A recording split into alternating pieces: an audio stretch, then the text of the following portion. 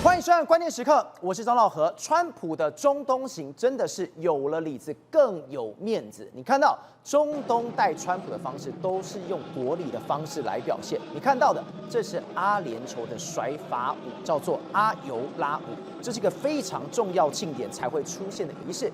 而这个画面里面的美感是什么？你看到川普跟阿联酋的总统走在前面之外，后面是一堆高官甚至军官来跟着，这代表什么？他给川普最高的一个荣誉在上面。另外一个画面是中东的军官完全跟川普来举手、来敬礼，这也是代表中东跟美国的紧密结合，表示美国跟中东从 AI 到晶片到军事到科技到能源，现在完完全全紧密的结合。在这一场中美大战之中，中东已经确定站队了，它成为美国最强的辅助。成为美国最强辅助之后，现在两个共同的敌人，唯一要狙杀的，那当然就只剩中国了。好，我们现在介绍今天的来宾，第一位财经专家黄世聪，大家好；时事评论员张宇轩，大家好；资深媒体人吕国珍，大家好；资深社会记者王瑞德，大家好；资深社会记者林玉峰，大家好。好，稍后战略专家林廷辉也会加入我们的讨论。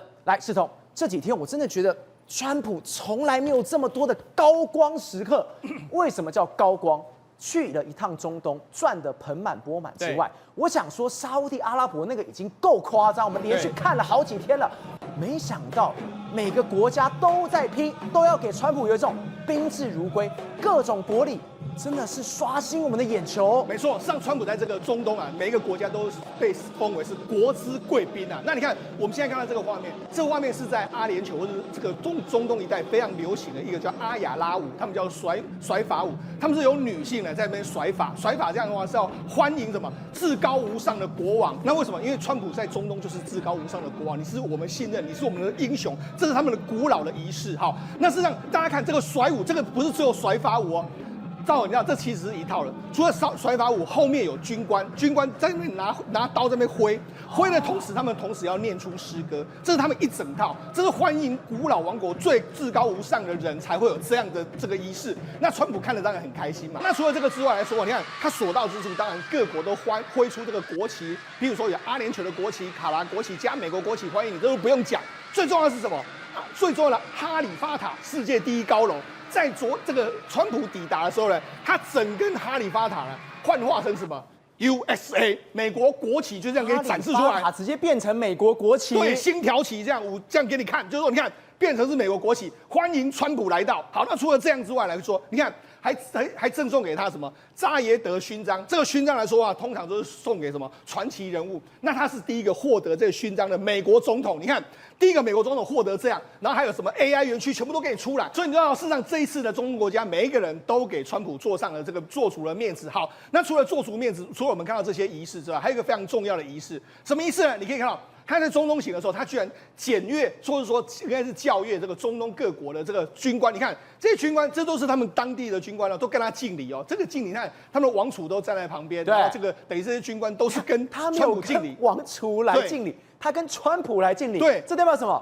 川普是中东的总司令当然啦，他不只是中东总司令，他是世界的总司令嘛。所以你看，这个每一个军官都跟他敬礼，他们行的这个礼叫英国式的这个敬礼。你看他们都跟他敬礼，哇，敬礼哎，长官。然后川普有时候好像跟这些军官都熟，还跟他们聊上2-3句这样一个状况。所以你就知道说，事实上川普这一次来说，地球总司令都给你啦，我们的军队你都可以校阅。所以你就知道说，事实上川普这一次在中东真的是好像赚的这个非常多。那他事实上这一次获得的这个订单也非常多嘛，他光是在沙烏地阿拉伯就1兆，然后包括说在阿联酋就1.4兆，然后在这个卡达1.2兆，加起来的话3兆多的订单在手之后，然后我又受到这种国王式的欢迎，所以他一定是相当之开心呐。为什么会给他这种国礼以待？因为他也带来中东最需要的东西。我们之前就有谈到哦，现在 AI 的第3世是什么？或许就是中东，因为现在中东可能要取代非常多人的位置，未来的 AI 园区就在这了。没错，事实上这一次的川普来到这个地方，他也不是没有东西给中东。中东最要第一个安全，因为我帮你解决伊朗啊，然后这么多这个小老弟全部叙利亚啦，好都干掉好。第一个我给你安全。第二个，你要发展，我给你发展，什么发展？我让你们中东变成是未来的全世界的矽谷，甚至 AI 的第三势力，这就是对你们很大的一个这个诱因吧。好，那这是为什么呢？因为事实上这是美国的，他们发表了这个商务部发表，他就说什么？这个美国跟这个阿联酋达成一个协议，叫做 AI 加速的这个架构。就美国跟阿联酋要达成这样的架构。好，架构是什么？你看这个，我们看这张照片，这张照片不是就大家引起大家注意吗？你看有黄仁勋。然后还有美国总统川普，然后阿联酋相关的这个高层，他们在看什么？他们在看的这个地方是什么呢？这个地方就是未来阿联酋要建的一个全世界最大的 AI 中心，就在这个地方。对，那黄仁勋也在旁边看。黄仁勋当然是看完这些之后，他后来才奔赴来台湾嘛，所以你看才比原定时间晚那么久，就是因为这件事他一定要去。好，那这个阿联酋这个他要建一个叫5 GW 的这个 AI 的这个中心，好，那这到底是什么意思呢？未来的阿联酋每一年都可以跟美国进大概50万片左右的这个 B200 以上，那 B200 大概是一片大概是4万块左右，然后它可以进5年，所以等于是可以获得250万片，然后你乘以4万一片来看的话，它等于是订单光是回答的订单就可以拿到1000亿元，5年的时间点里面。这个超级大补完啊，所以那黄仁勋一定要去，他那边看着其实非常的开心的哈。那这个中心建完之后，兆和你知道吗？它就变成是这个除了美国之外，全世界最大的 AI 资料处理中心。对，它从以它的中心发散出去的3200公里之内的所有地球人口的一半的数据，它都可以处理。所以等于是，你看这个非常大，你看中东是位在欧亚非三洲交界处，然后这个周围3200公里的一半的资料要进到我这里面，通通都进在中东。那你就知道这个对阿联酋来说多大？你看他书做，他光是让你们这个当成资料中心，让你们使用，这个商机就非常大。所以这就是为什么阿联酋会非常开心的这个原因嘛。好，那阿联酋那么开心之外来说的话，其实还有一个非常重要的一件事，就是因为目前为止来说的话，这个阿联酋似乎是还跟这个川普提出了一个要求哦，什么要求呢？就说那我们可不可以呢邀请台积电来到这个阿联酋来投资啊？会去吗？对，为什么这样说？因为事实上目前为止来说，你看 AI 晶片。确定阿联酋有了，那我们有这个 AI 的园区，对不对？那我们有 AI 的公司，但是我们缺晶片公司嘛，所以他就希望说，似乎是有跟这个川普提出说，是不是有这样的可能性嘛？那事实上我们就讲，这是《华尔街日报》的报道。《华尔街日报》在去年的这个9月22号就报道说，事实上他们就有想要来讨论有关于到阿联酋去建这个所谓大工厂这件事情，连同台湾跟三星都有这样的考虑嘛。所以当时其实有人这样说，那时候后来我们今年不是有看到这个 OpenAI 的阿特曼，他不是说，我要跟中东国家准备要7兆美金，然后盖所有的工厂，然后请台积电来营运吗？对，所以这件事情不是空穴来风哦。所以未来会不会台湾的台积电有没有可能到阿联酋去？我觉得这可能是未来几年重要发展，但是我觉得不会在今年可能在未来几年或许有机会，因为等到他在美国的建厂有一个进度之后呢，然后我如果到阿联酋去设厂，正好我跟你讲。所以这就是川普的一套行程。我跟你讲，川普现在就拿什么？他到中东行最重要2个武器，一个就是 AI， 然后另外就是晶片。晶片来说，台积电就是非常重要。所以这2个都是构成说他在中东能够吃香喝辣最重要的关键，就是我有这2个武器。那未来我也会把这一套，我跟他讲，未来就会变成他的标准配备。他可能去各国标配，他去各国访问的时候，他都会带着黄仁勋去，因为他要把这个黄仁勋的晶片推到全世界，然后可能还会讲到台积电，所以呢，这就是这个未来不一样的这个角色跟不一样的这个变化。我们刚刚提到现在等于是辉达在中东拿到了大订单，没错，一块肥肉是，如果要把它吃下去，你要做晶片要有人做啊，是没错，对不对？那今天黄仁勋特别来到台湾，马不停蹄，马上飞来台湾。他很急着要找谁？要找台积电，又去找魏哲家。是，而且在这之前，他只做一件事情，把头发先理一理。是，理完之后，他也没有要演哦。我真的很需要台积电。对，没错。这样我就讲嘛，我们刚才不是看到他在中东，在看这个园区之后，没多久他就飞到台湾来了。那在今天中午大概约莫是1点半左右抵达台湾。那抵达台湾的时候，当然了，第一个时间他去剪了这个头发，弄了别在这个啪哩之后呢，今天晚上就要跟我们的魏哲家董事长要见面吃饭。好，那事实上为什么要赶着来呢？因为我跟大家讲，事实上刚才赵尔不是讲到吗？他获得大订单这种超级大订单的时候，总是要有人做嘛。为什么？因为事实上辉达目前的排程都排好了。台积电的排程都排好都满了。对，那你现在又多增这么多这个订单的时候，他当然要跟 CC 说啊，你有没有空的订单可以给我啊？还是说我们接下来要怎么样去加快这个速度啊？这样一个状况，好，所以就知道事实上它一定会非常重要的台积电这个部分。那台积电也是说，台积电没有问题，台积电这几天也说，它未来这个今年会有9座厂，那未来每一年都会盖5座厂这样的速度，再配合辉达的这个状况，所以呢，未来我就讲。这一次，如果你去看所有川普的所有谈话里面，他都会讲到 Jason， 在每一场，我真的毫不夸张，几乎每一场演讲，除了他在美军基地讲的那一场演讲之外，他每一场都讲到 Jason， 都谈到他，讲到辉达，然后他会讲到一个叫做台积电。所以你要知道，它事实上这2个就是它非常重要，美国非常重要的这个武器号。那我就讲，像这一次的这个台积电的这一次的这个中东行之后呢，很多分析师就说啊，出现了一个超级大输家。那个输家是谁？你看，中国就变成了一个超级的这个大输家。事实上，这一次的中东行之外，确定就是，中东变成是 AI 的第3势力之后呢，然后中国是最大的输家。那黄仁勋当然订单也是满满的一个状况。宇轩，我们知道在这次中东行里面，我们刚刚前面提到川普赚的盆满钵满之外，我只能说他的手腕有这么惊人吗？除了把这些中东的国家、中东的富豪们拥在身边之外，他另外一手是什么？他跑到了卡达的美军基地里面去，而且最厉害的是什么？他竟然秀了一武之外，连银弹都带来。这个对所谓的驻外美军来说，根本就是一个提升士气。赵和啊，如果不是说所有在川普后面的人都穿着军装，你还以为说这是一场造势大会。因为进场的时候，他放的是什么 ？God bless the USA。OK， 这是什么？川普他以往的造势场合，每一场他的大进场一定会播的，而且呢是所有的士官兵，你仔细看哦，手机拿着，把他当偶像一样。我从来没有看过我们美国的军人如此的为之疯狂。就对他猛拍，我跟你讲，川普兴头也上来了。那个音乐一边放，对不对？明明就是一首慢歌，他也给人在那边跳舞，还跳舞。对，那 YNC 的舞步就直接在那边跳。OK， 那后面的越唱越起劲，所以呢，他就直接有没有现场一开心了，马上大手一挥，就跟这些士官兵讲，你知道为什么他们要拍手吗？为什么他们这么高兴吗？因为川普说，我帮你们每个人都加薪，好不好？我们预算已经开出来了，就2026开始。就让你们的薪水大幅度的调整，因为你是美国的骄傲，所以现场官兵呢当然非常开心嘛。而且川普一来哦，马上第一句话就已经跟所有人讲，他说：“你们啊，大家放轻松 ，OK， 反正没什么事情可以做，我们大家就 have some fun。”赵，你知道为什么要这样讲吗？中东国家都被他摆平了嘛。他说：“你们可以稍微修 QK 一下，看到我可以先开心一下了嘛。”而且不只是这样子哦，他一边走。一边跳，然后开始呢宣布自己的政绩照后，坦白讲，我真的很佩服他。我本来想说他整天飞来飞去哦，飞到这个卡达的这个很累吧？对，这个基地哦，应该是已经累得要死了，对不对？结果没有，他一讲45分钟。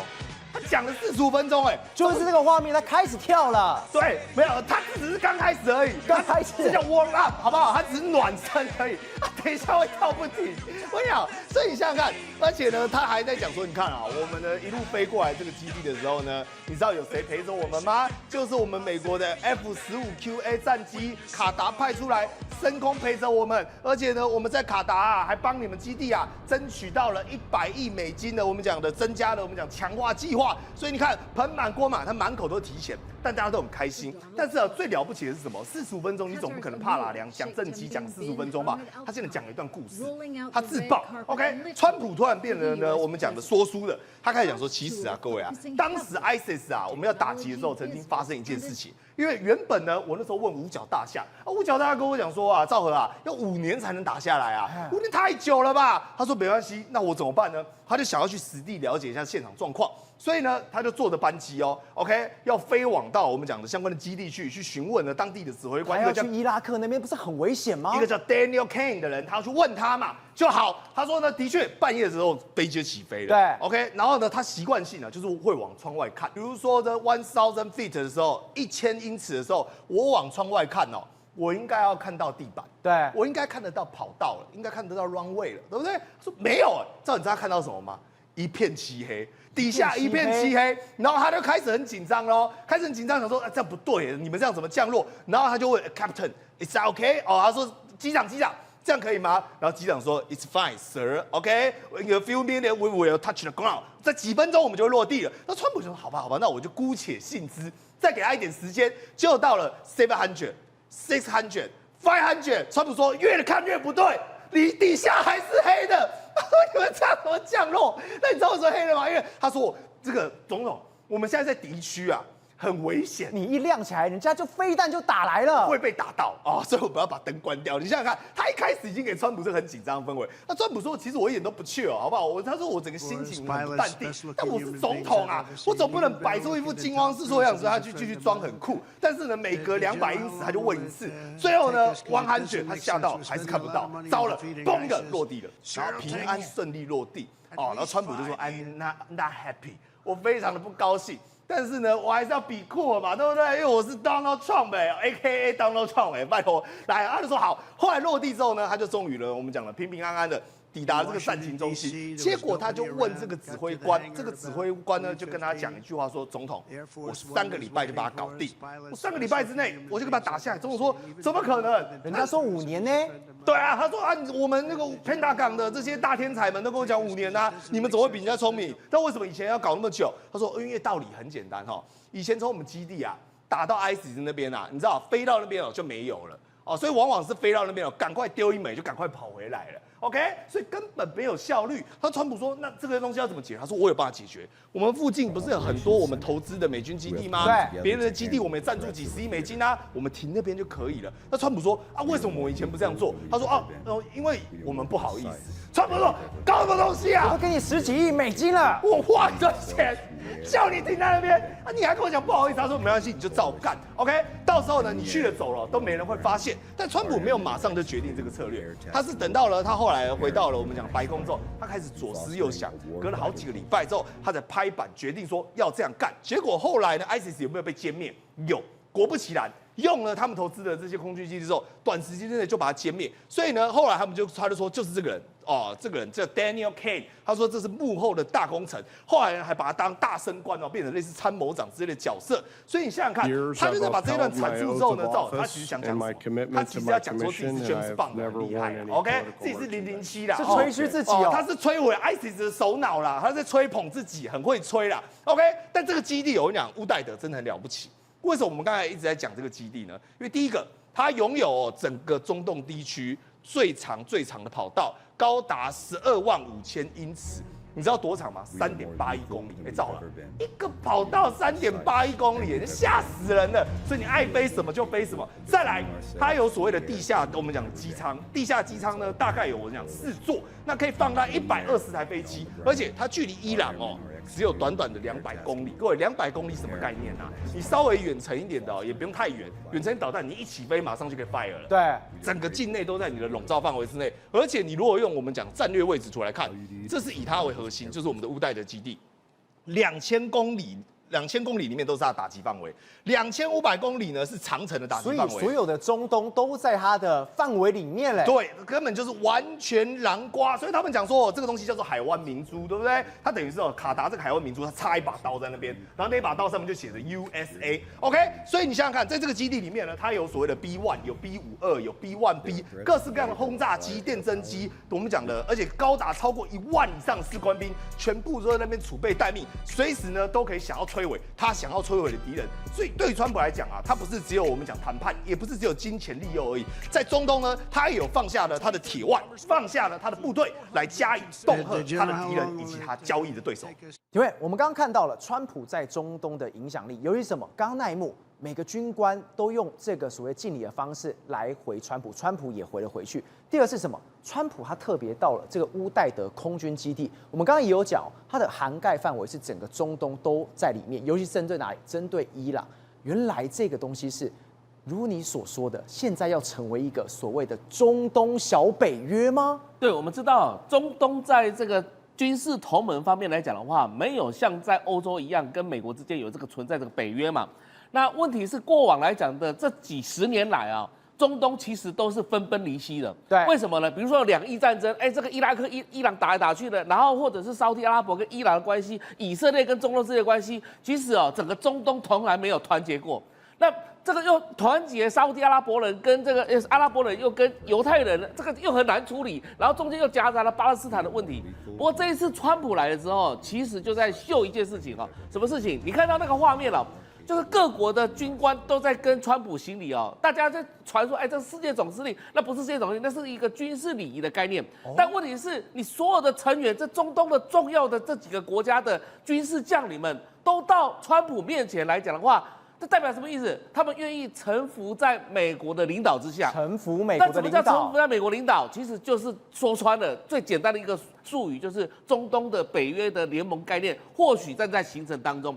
为什么呢？因为你知道中东最大的问题在哪里？还是伊朗，对不对？对。但是伊朗他现在嘴巴一边跟你讲说我愿意谈，但是实质上呢，他真的有在做这些事情吗？伊朗愿意真的是放弃自己的发展核子武器吗？没有人知道。要做了才知道，所以现在来讲的话，其实川普现在这个动作非常重要，他直接到了这个所谓的乌代德这个空军基地哦。其实这里是美军一个在中东最大的这个空军基地。对，那这里不是，但是不是只有美国的这个相关的这个战斗机而已哦，其实还有用到法国的整个幻象等等之类的。当然，这当中还有很多的这个未来可能汰换成为美制武器之外呢，另外来讲，其实川普就在叫价以及在喊话。伊朗，你归顺吧，你不要再跟我这个斗了。你如果没有归顺，如果你敢撕毁协议，你可是在我的射程范围之内。也就是巨棒跟萝卜同时在用，这个所谓的招降纳叛嘛，对不对？然后另外来讲的话，有可能说这里呢涵盖的范围就是在你伊朗，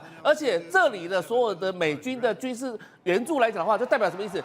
川普不是说，美军都回家吗？大家都回家吗？对不对？那你这个地方来讲，自己付自己军费，对不对？但是显然在中东这个地方来讲，川普的意志力就告诉你说，这些军队留在这里。对，这些军队来讲的话，我就是要面对你伊朗，然后你伊朗看着办吧。所以他有一种那种叫价的这个氛围在里面了。然后刚刚我们看到那些画面，又在集结整个中东的所有的这些亲美的这些国家。然后更重要的事情是什么东西？我们昨天有提到，叙利亚它是一个非常重要的战略据点。以往你知道上一次苏莱曼尼就是那里被杀掉，就是伊朗的将领哦，就在那个边界上，因为那个地方呢，就是大马士革附近来讲，有很多的伊朗的军事基地那里，他直接往下打就可以打到以色列，打到很多地方。所以叙利亚本来就是作为伊朗在海外，在这个伊朗国外的一个非常重要的军事基地，但是现在被端掉了。现在被美国端掉了，那俄罗斯势力也撤出了，伊朗势力又来撤出叙利亚，等于说叙利亚在那边没有据点了。既然没有据点的话，我告诉你，不管从那边的这个系统来讲的话，以色列如入无人之境，直接越过去之后，直接可以到达伊朗这个地方来。然后底下来讲的话，这个地方卡达也好，阿联酋也好，这边的美军的军事基地往上走，就是到伊朗这个地方，内外这个交集就夹交的情况之下，就你看到伊朗这整个是腹背受敌，所以在伊朗腹背受敌又没有俄罗斯的援助之下，那不好意思，伊朗只能乖乖就范。所以中东最大的问题在伊朗身上，而现在川普正在处理伊朗问题。国正，我们刚刚特别提到哦，在这一次川普的中东行，我们知道一件事情，中东已经完全站队过来了。他们在 AI、在晶片、在能源、在科技上面紧密的结合，尤其是什么，在晶片上面，这等于是什么？我已经把中国的喉咙给掐住了。这第一点。第二点是什么？是你告诉我说，现在川普是杀疯了。什么叫杀疯了？我除了晶片之外，你的船我也杀，你的航运我也杀。我今天要让你中国没有办法在全球活下去。没有错，川普现在已经打上瘾，而且尝到甜头了。他现在针对什么？要针对商用飞机的中国零组件也要加关税，你知道吗？他已经从打击中国的造船尝到甜头了。整个中国造船业跟造军舰的，在全世界已经变成是过街老鼠。现在人人喊打，而且人人都闪避。这个电动车也碰到一个大问题，出口也大幅衰减。所以现在川普看到的是什么？中国造飞机其实这几年其实零组件这块还是有成就，所以他尝到甜头了。发现说，我关税战还真的有效我接下来要对你的造飞机跟打军机这一块也要打下手，所以都精准打击整个中国的军工复合体产业我们知道中国造船业其实很强全球商用船有80%是中国造的，对，所以造军舰他们像下小水饺一样下得非常快。所以川普3月的时候公布说，要对中国制造的船要课所谓的港口费用，要加关税。那时候全世界都认为是笑话，因为世界上有80%是中国造了。所以希腊船东那时候还讲一句话希腊船东说，中国造船厂的技术跟效率无可替代。如果美国一定要强征的话，我们将带领140艘船队离开美国的港口。3月讲这句话，你就觉得哇，中国造船业稳啊。结果你知道吗？现在发生什么事？结果现在中国震惊了，因为这个马连拿斯基希腊船东其实很有力，很有力。马连拉斯基竟然跑到那里去下单，开雾门跑到是整个韩国去船厂下单了。所以你不是他今年3月份的时候，他才说我会挺中国到底。2个月后，他是坐船的，他最懂风向，都知道现在中国死定了，我赶快跟他切割。谁跟你中国那边订船？我去找了韩国。对，所以川普打船有没有效果？他当然看到了，打船有效果，所以现在要打飞机嘛。那我们现在回来想打船，结果他马连拉斯基希腊船东不是说，我会挺你到底啊，我会率领船离开啊。结果现在悄悄一看，他竟然跑去韩国造船，造了18艘船，然后每艘船比中国贵12%，然后交期还排到2028年。你不是说技术跟效率无可替代吗？结果现在你比价贵你也买，交期比价晚你也接受了，然后你还说。真正的原因是矛盾的核心，就是因为美国川普301条款嘛，要征收每艘船最少200万美元的靠港会费啊，所以这个船东怎样？我以后是天价的账单那个账单下来我付不起耶，所以你嘴巴挺说我挺中国，我挺中国，现在反了然后接下来背股仔就动手了。我们知道哪一个国家最会背股，就是韩国嘛。所以2020年韩国的韩华造船透过新加坡的子公司跟中国4大财阀的招商局合资企业。结果5月也出现一件新闻了，韩华造船剥离中国资产，开始要远离中国。你知道吗？韩华造船其实技术不错，他买了新加坡子公司，他造了这个叫做海上风电的作业船，台湾到现在只有1艘，这个难度很高。然后他也会造专油平台。技术非常的强，所以中国才会跟他合作。结果现在吃到甜头，你知道吗？因为订单疯狂的跑到韩国去，所以这家伙开始干什么事情？我赶快关掉中国资产，我不要跟你合作，什么技术授权不合作了，我赶快去接整个国际上的订单。因为订单怎样？我刚才讲了，希腊船东一动，大家都知道。所以他当初收购完之后。他马上把跟中国的业务马上也砍掉5月打韩的，你看哦，希腊船东动手之后，4月他动手嘛，所以大家都很读懂风向，读懂风向，所以川普这招有没有效？有效啊！中国造船业碰到重创，我们就韩华造船跑去干嘛？跑去替美国修军舰，马上去拥抱美国的军舰产业了。你就知道，中国造船业这一招打下去有没有效？当然有效啊！大家马上不跟他合作，不下传单嘛，全部去抢新的订单嘛。好，背股仔还有一个。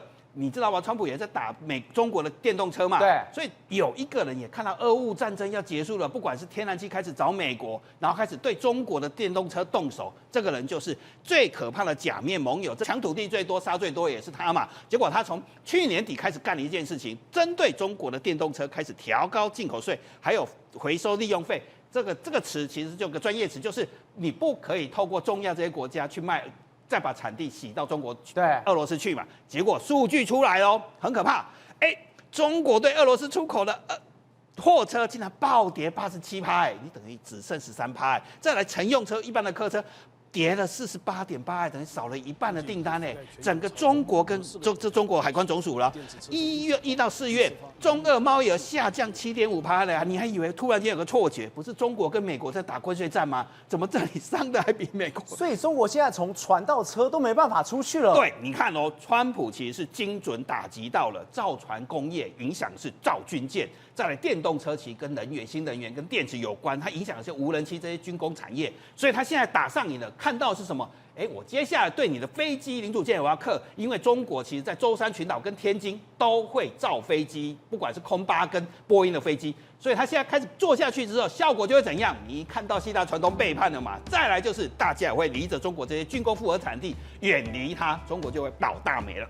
你看，打完电动车、打完造船工业之后，川普就尝到甜头。他尝到甜头知道什么？我只要重锤一打下去，大家就会见风转舵啊！希腊船东跑了，韩国造船业马上背股仔跑了，连普丁都在背后插刀。所以接下来你看到最近就会针对航空产业，对于飞机零组件，虽然中国没有办法造C919大飞机，整个要出口全世界嘛，可是它的零组件其实是非常强的。现在川普要打飞机了，对，让中国整个航太产业，甚至以后造飞机产业就会跌一大跤。你不要小看中国整个航太零组件哦，你看在舟山厂，它是当年习近平跑去美国拜访西雅图，就是波音的总部，2015年那奥巴马时代那时候去的。